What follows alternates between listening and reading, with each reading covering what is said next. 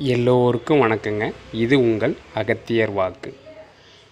திருமண பொருத்தம் பற்றிய ஒரு விளக்கம்.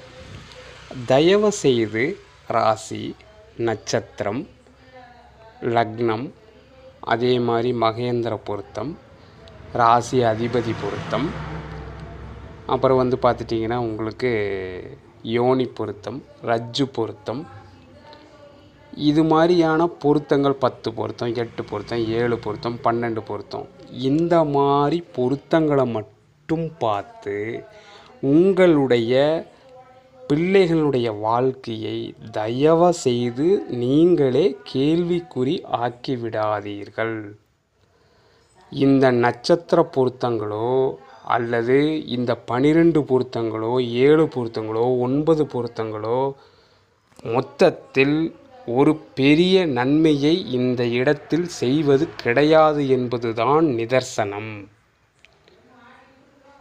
அதாவது திசாபுத்தி, அந்தரம், சூட்சுமம் இதுபோல இருக்கக்கூடிய 21 விதிகளை ஆய்வு செய்து குறைந்தது ஒரு 15 விதிகளையாவது ஆய்வு செய்ய வேண்டும்.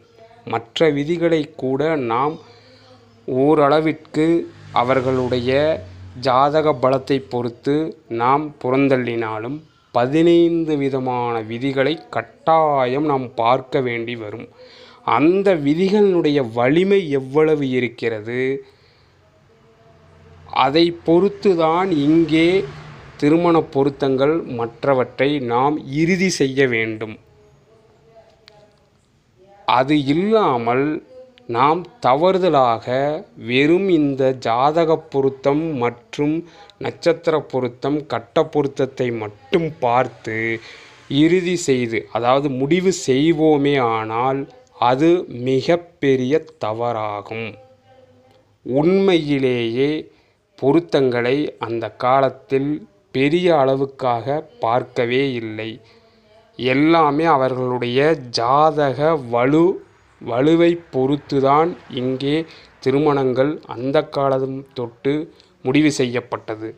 பண்டைய கால ஜோதிட நூல்களிலேயே அதைத்தான் மேற்கோள் காட்டியிருக்கிறார்கள். இடைச்சொற்களாக வந்த இந்த நட்சத்திர பொருத்தம் மற்ற அபத்தமான பொருத்தங்களை எல்லாம் எடுத்துக்கொண்டு நீங்கள் உங்களுடைய குழந்தைகளுடைய வாழ்க்கையை தயவு செய்து கேள்விக்குறி ஆக்காதீர்கள்.